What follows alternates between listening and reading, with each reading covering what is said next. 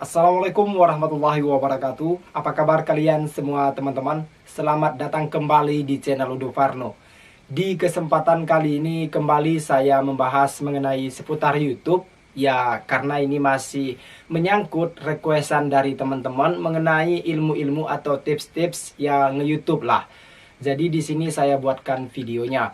Nah, teman-teman, mungkin kalian sudah membaca judul. Inilah yang akan kita bahas. Apa itu?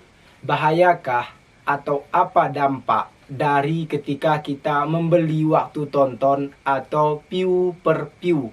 Artinya saling menonton video dengan orang atau dengan teman kita. Singkatnya begini teman-teman. Ketika saya memiliki video, lalu saya meminta orang lain untuk menontonnya. Dan orang lain tersebut akan saya tonton balik videonya. Itulah yang dimaksud dengan view per view. Jadi di sini ada dua pembahasan. Yang pertama, membeli waktu tonton dan view per view. Apa pengaruhnya? Apa dampaknya bagi channel YouTube kita? Simak terus dan teman-teman jangan lupa fokus dan perhatikan apa yang akan saya katakan. Oke, jadi di sini bagian yang pertama, view per view. View per view adalah suatu tindakan yang dimana kita saling menonton video dengan durasi yang sudah ditentukan. Ya, paham ya?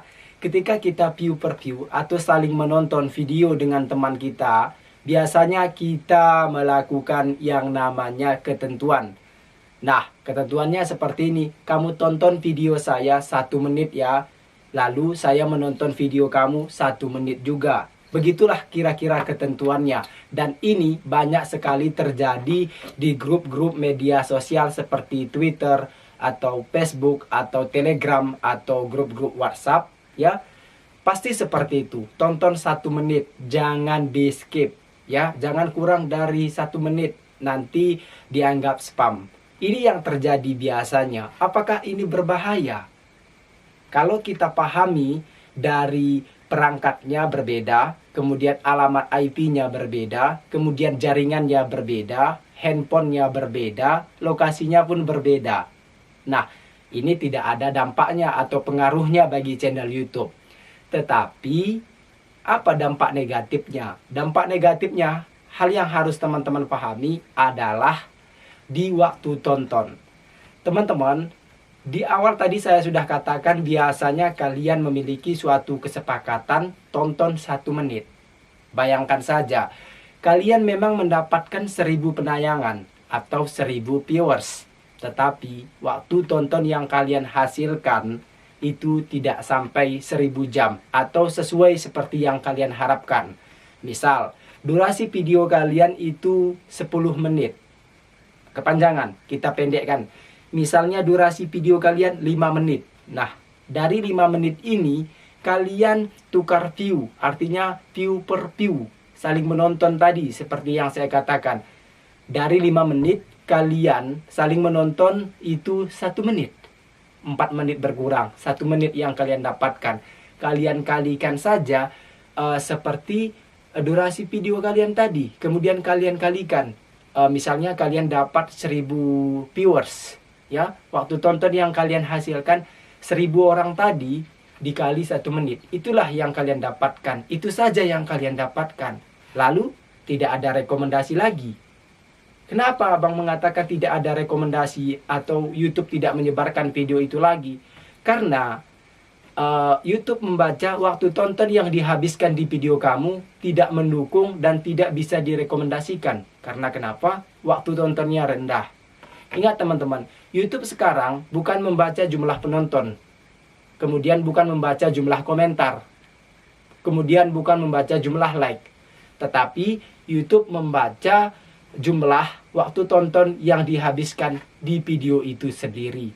Jadi teman-teman jangan berpikir banyak viewers itu jaminan untuk direkomendasikan lalu disebarkan oleh YouTube. Tidak, karena waktu tonton yang dihasilkan di video itu sedikit. Karena itulah dampak negatifnya view per view.